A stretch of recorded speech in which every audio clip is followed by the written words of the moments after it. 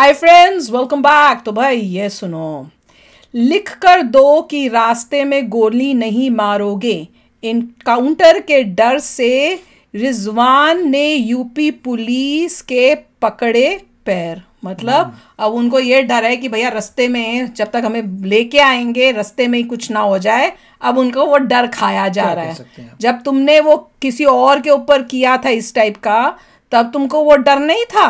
हैं बताओ। वैसे पूछा अपने ऊपर क्या तो चक्कर है, मगर यही है कि जो यूपी में हो रहा है, मतलब जो भी क्लीन अप हो रहा है वो तो होके रहेगा। योगी जी बिल्कुल भी शांत नहीं बैठेंगे जब तक बुरी एक्टिविटीज। वो तो बहुत गुस्से में। और बेस्ट ऑप्शन यही है कि जिन्होंने बुरे कार्य किए हैं, जैसे कह रहे हैं वो तख्ती पहन के आइए, सरेंडर कर दीजिए। That is the best option कि भैया आप दोबारा नहीं कर रहे। बिल्कुल। तो चलो वीडियो शुरू करते हैं। वीडियो शुरू करने से पहले अगर आप चैनल पर नए हो और आपने अभी तक सब्सक्राइब नहीं किया तो जल्दी से पहले सब्सक्राइब के बटन और बेल आइकन को क्लिक कर लो, ताकि आपको हमारे सारे न्यू वीडियोस के नोटिफिकेशन मिल जाएं जैसे हम अपलोड करें। अगर आपको वीडियो पसंद आता है प्लीज लाइक एंड शेयर। चलिए शुरू करते हैं।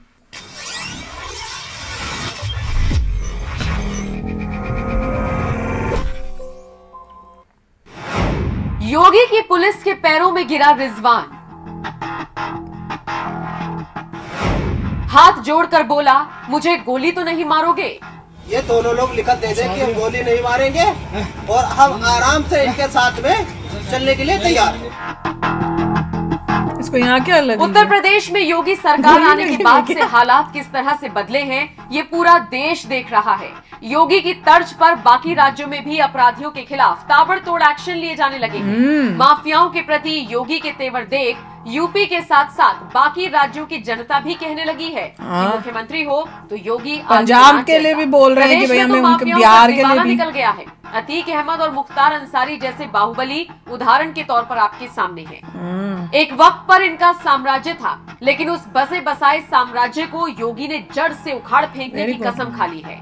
कुछ वक्त से यूपी में एनकाउंटर का दौर चल रहा है। उमेश पाल मर्डर केस में यूपी पुलिस तड़ातड़ एक्शन ले रही है और अब तक 2 एनकाउंटर हो चुके हैं, जबकि कई लोगों की गिरफ्तारी हो चुकी है। यूपी में मौजूदा हालातों को देखते हुए छोटे से छोटा और बड़े से बड़ा अपराधी थर थर कांप रहा है। हर अपराधी को डर लग रहा है कि कहीं वो खुद भी एनकाउंटर में न मारा जाए। इसी से डरकर एक कैदी ने जमकर बवाल काटा।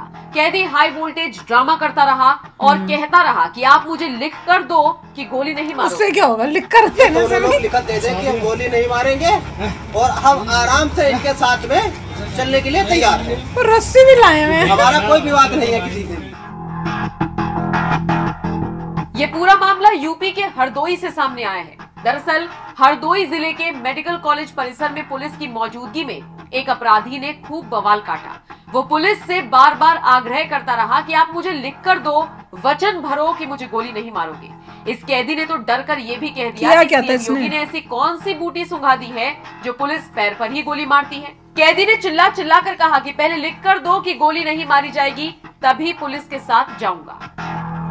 आप हमें तो ये बताया गया गोली नहीं मारोगे आप हमें। हमें सोचने की सीधी बात है, आप हमको गोली नहीं मारोगे।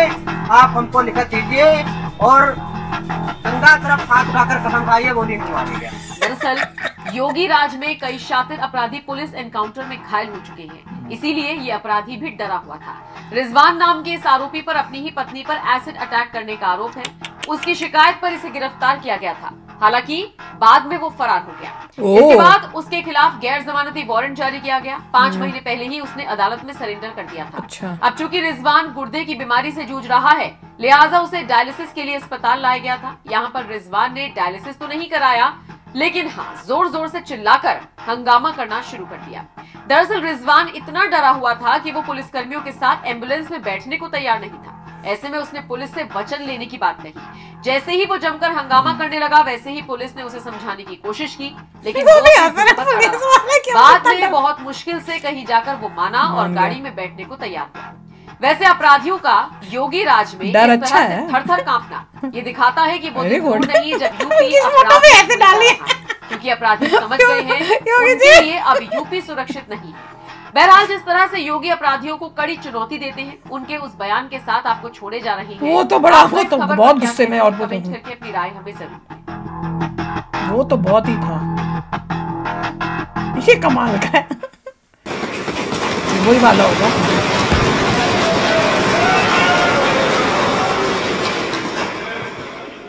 कल की घटना जो प्रयागराज की हुई है वो दुखद है और सरकार ने उसका संज्ञान लिया है और मैं इस पूरे हाउस को इस बात के लिए आश्वस्त करता हूं कि जीरो टॉलरेंस की नीति के तहत सरकार जो कार्रवाई अब तक करती रही है उसके परिणाम भी बहुत शीघ्र सामने आएंगे, कोई संदेह नहीं होना चाहिए। इतना डर है, अंदर ही नहीं घुस रहा। लेकिन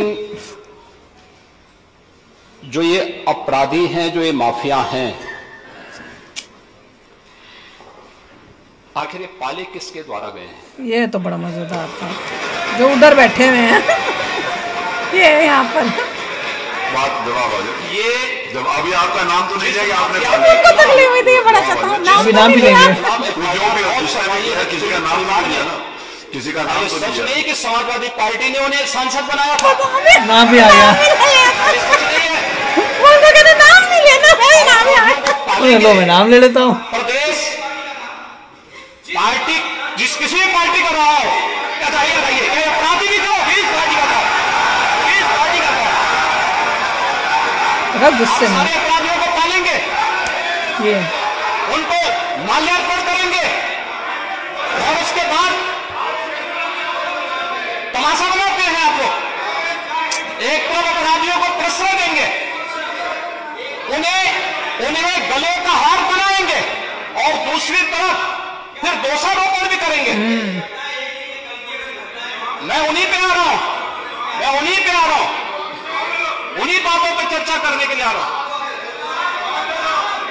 हमारी पार्टी में आप बताइए किस पार्टी का सदस्य है, क्योंकि बहुजन समाज पार्टी से आपकी दोस्ती है इसलिए बहुजन समाज पार्टी का नाम नहीं लिया। हम कह रहे हैं, क्या ये सच नहीं कि जिस अतीक अहमद के खिलाफ पीड़ित परिवारों ने मुकदमा दर्ज कराया उसके परिवार के खिलाफ, वो समाजवादी पार्टी के द्वारा पोषित माफिया है और उसकी कमर पर तोड़ने का काम हमारी सरकार ने किया है। और फिर मैं क्या करना चाहती है, इसे हम बाहर दे रहे हैं, इस माफिया को मिट्टी में मिला देंगे। बहुत ही दमदार भाषण है। इसको देख के इमीडिएटली लगता है कि वाह, कोई ऐसा बंदा तो आया जो क्लीन अप तो कर रहा है।